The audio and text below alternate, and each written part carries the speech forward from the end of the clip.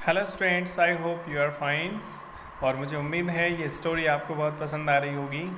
तो स्टूडेंट देखो, आपको याद है ये पहले स्टोरी में क्या चल रहा था, है ना, कि जो एलिफेंट था, वर्ड एलिफेंट, वो फल लेने जाता था अपनी माँ के लिए, और जो उसके मैसेंजर्स थे वो उसको खाने को नहीं पहुंचाते थे। इस वजह से हाथी जो है बहुत नाराज़ हो गया और वो उसको घिन हो गई थी अपने उस ग्रुप से, अपने उस झुंड से। तो बच्चों, इसके बाद क्या होता है, आगे की स्टोरी कैसे है, तो चलिए स्टार्ट करते हैं।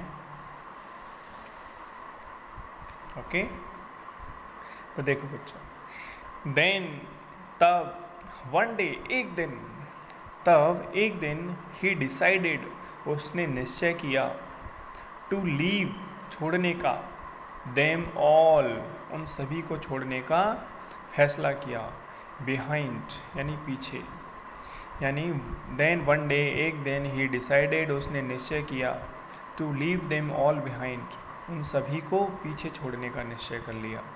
उसने सोच लिया कि मैं अब इस झुंड को, अपने उस ग्रुप को छोड़ करके कहीं दूर चला जाऊंगा।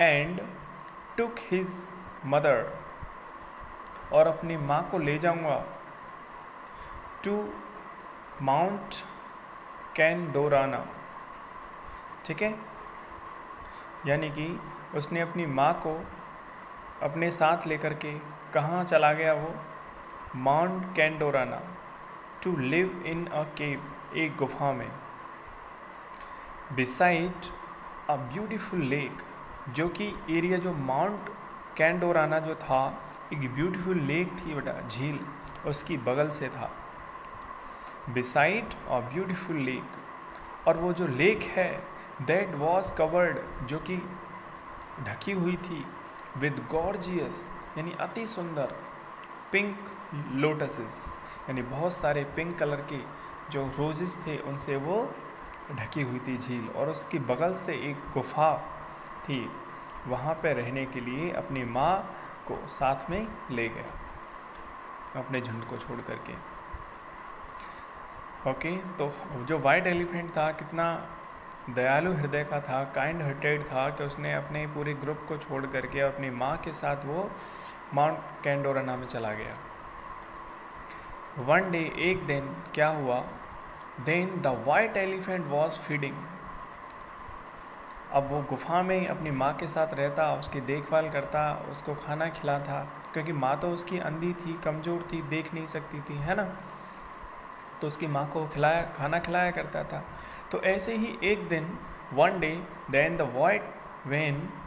वाइट एलिफेंट वॉज फीडिंग, जब वाइट एलिफेंट जो है वो खाना खिला रहा था अपनी माँ को, ही हियर्ड, उसने सुनी, लाउड क्राइज, बहुत तेज चीख सुनाई दी उसे। ओके, यानी किसी के रोने की आवाज़ उसको सुनाई दी।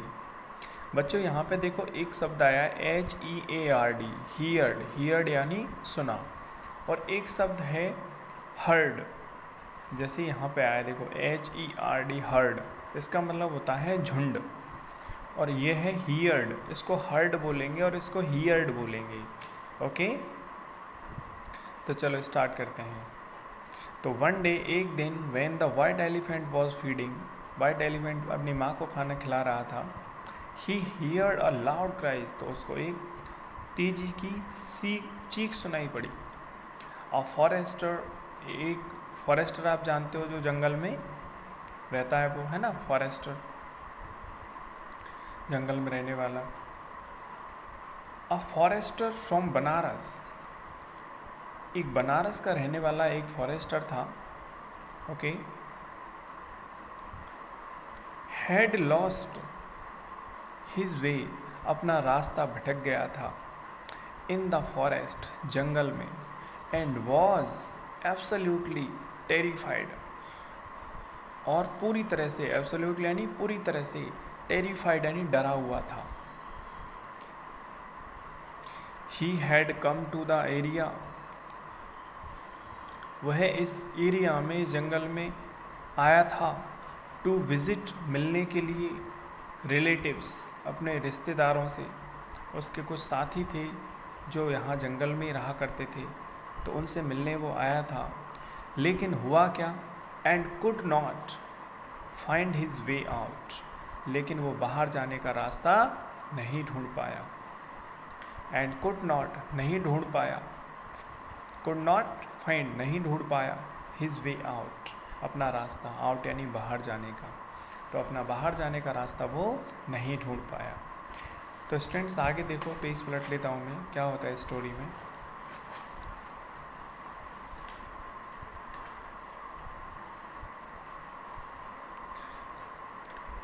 On seeing this big white elephant, on seeing यानी देख कर, दिस वाइट एलिफेंट यानी इस वाइट एलिफेंट, बड़े वाइट एलिफेंट को देखकर, he was even more terrified, तो वो और डर गया, पहले से डरा हुआ था, वो वाइट एलिफेंट को देख करके और डर गया। एंड रैन, और दौड़ा, भागा, as fast as he could, जितनी तेज वो दौड़ सकता था इतनी तेज दौड़ा। The white elephant, the elephant followed, उसने, हाथी ने उसका पीछा किया, वाइट एलिफेंट ने, हिम यानी उसको, उसको पीछे पीछे गया उसके। The white elephant followed him, white elephant ने उसका पीछा किया। एंड टोल्ड हिम, और उसको बताया, नॉट टू बी अफ्रेड, कि डरने की कोई बात नहीं है। उसने, हाथी ने उसको नहीं डरने के लिए बोला कि भाई डर मत। एज ऑल ही वॉन्टेड, कि जो भी कुछ हुआ, okay, as all he wanted, मैं तो बस क्या चाहता था, टू डू वॉज, जो भी मैं करना चाह रहा था, टू हेल्प हिम, ओके, यानी कि मैं तुम्हें मारने के लिए तुम्हारा पीछा नहीं कर रहा था, मैं तुम्हारी हेल्प करने के लिए तुम्हारा पीछा कर रहा था। ही आस्क्ड, उसने पूछा, द फॉरेस्टर, तो उसने फॉरेस्टर से पूछा, किसने, हाथी ने पूछा, why he was crying so bitterly, why he was crying, वह क्यों रो रहा था, सो बिटरली, इतनी बुरी तरह से, वह इतनी बुरी तरह से क्यों रो रहा था। द फॉरेस्टर रिप्लाइड, तो जो फॉरेस्टर था उसने जवाब दिया, दैट कि ही वॉज क्राइंग, वह रो रहा था, बिकॉज, क्योंकि, ही हैड बीन रोमिंग, क्योंकि वह भटक रहा था, द फॉरेस्ट, जंगल में, फॉर द पास्ट 7 days, पिछले 7 दिनों से वो जंगल में भटक रहा था, इसलिए वो रो रहा था। तो बच्चों 7 दिन तो बहुत होते हैं, देखो दिन भी रात भी, 7 days बहुत होते हैं, रात में कैसे रहा होगा, तो बहुत परेशान था वो, इसलिए रो रहा था। And could not find his way out, और बाहर जाने का रास्ता मैं ढूंढ नहीं पा रहा था। The elephant told him, elephant ने उसको बताया, नॉट टू वरी, कि चिंता मत करो, एज ही न्यू, जैसा कि वो जानता था, every inch of the forest, जंगल की हर जगह को वो जानता था, कौन, elephant. And could take him to safety, तो और उसको सेफ जगह पे वो ले जा सकता था, यानी एलिफेंट सब जानता था, पूरे जंगल को वो जानता था, और उस आदमी को जंगल से बाहर निकाल सकता था। तो उसने बोला कि भाई चिंता मत करो। ही देन लिफ्टेड हिम, तो एलिफेंट ने उसको उठाया, ऑन्टो हिज बैक, अपनी पीठ पर, अपनी सूंड से, और उसको, आदमी को उठा करके अपनी पीठ पे बिठा लिया। And carried him to the edge of the forest, और उसको ले गया, कैरीड हिम, ले गया, to the edge of the forest, जंगल की किनारे तक उसको ले गया। तो जंगल का जहाँ एंड होता है, जैसे नदी का किनारा होता है, ऐसे जंगल का भी तो किनारा होता है, तो वहाँ तक वो ले गया, एज यानी किनारा। फ्रॉम वेयर, जहाँ से, द फॉरेस्टर वेंट, वो जो फॉरेस्टर था वो चला गया, ऑन मैरीली, खुशी खुशी, बैक टू बनारस, बनारस का रहने वाला था वो, तो खुशी खुशी वहाँ से वो बनारस निकल गया। ओके, इस तरह से देखो वाइट एलिफेंट ने बच्चों उस वो आदमी की, उस फॉरेस्टर की कितनी हेल्प करी, कि जो कि 7 days से, 7 दिन से वो जंगल में भटक रहा था, उस वाइट एलिफेंट ने उसकी हेल्प की, है ना। तो कितना काइंड हार्टेड वो वाइट एलिफेंट था, है ना। तो देखो बच्चों आगे की स्टोरी कैसे होती है, अब पता चलेगा कि ये आदमी जो है उस वाइट एलिफेंट के साथ क्या करता है। अब वाइट एलिफेंट को इस दयालुता की, इस हेल्प के बदले क्या मिलता है बच्चों, है ना। ये तो आगे की स्टोरी में ही पता चलेगा।